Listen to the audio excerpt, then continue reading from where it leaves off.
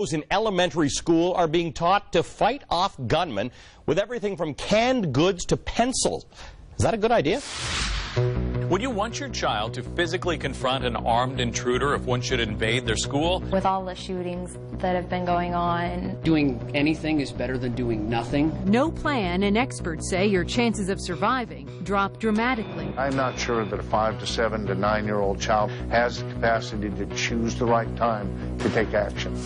Let's bring in our panel. You first got to know Clay Aiken on American Idol, but he's also a former Democratic nominee for Congress in North Carolina, and he was a UNICEF ambassador for 9 years. Kerry Sheffield is a contributor to Forbes and a writer with the conservative news outlet Opportunity Lives. And Jessica Proud is a Republican strategist and a partner in the November Team, a political consulting and marketing firm. Welcome to all of you. Kerry, during World War II, kids were taught how to deal with air raids. In certain places in the country, we teach them how to deal with the potential for earthquakes. With all of these school shootings, doesn't this make sense? I think to some extent it does, yes. I mean, I think we certainly want our kids to be prepared. We want our kids to know that there is evil in the world, unfortunately.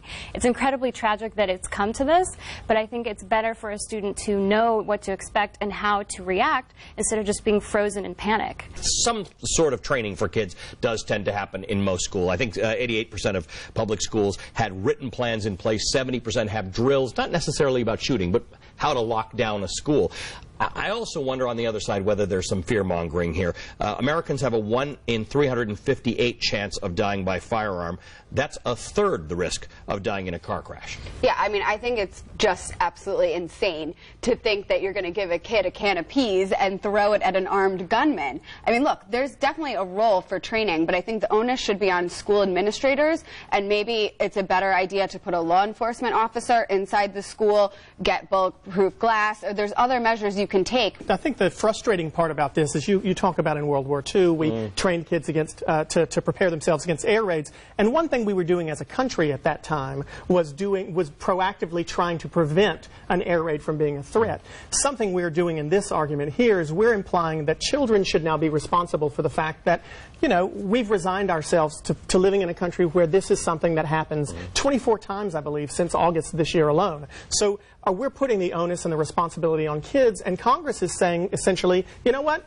This is today. This is how we live these days. Well, there is an argument by some that kindergarten teachers or even school teachers, elementary school teachers, should be armed. Let the teachers be armed. What do you think of that? Well, listen, you arm a teacher, and who's the first target for someone with a gun in that school?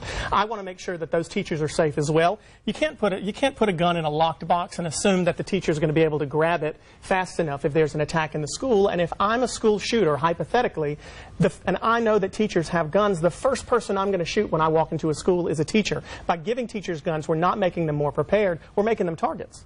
I think, no, we really got to point out that the fact that most school shootings or public violence happens in gun-free zones. So if you want to have gun control, it's actually not working. So what we need is actually cultural change. We need better mental health care. Because the people who are actually committing these crimes, they don't follow gun control laws. If you talk about gun-free zones, then you have to say that countries like Great Britain or Canada or these countries that don't have guns at all, cops don't even carry guns in England. Those countries have markedly lower gun crime than the United States. Well, I can't imagine that we're going to suggest not arming our law enforcement officers. Are you actually suggesting that we should go into... It's a different thing. I think teachers go into the profession to educate kids, and owning and operating a firearm is a very personal decision that is not for everyone, and I don't think it's fair to ask teachers to have to take that on. But again, why can't we put a law enforcement officer in every school? And to me, that's a weird sign of the times. The fact that we've accepted the fact in many inner city schools there's not only a police officer or something like a police officer or an armed guard, but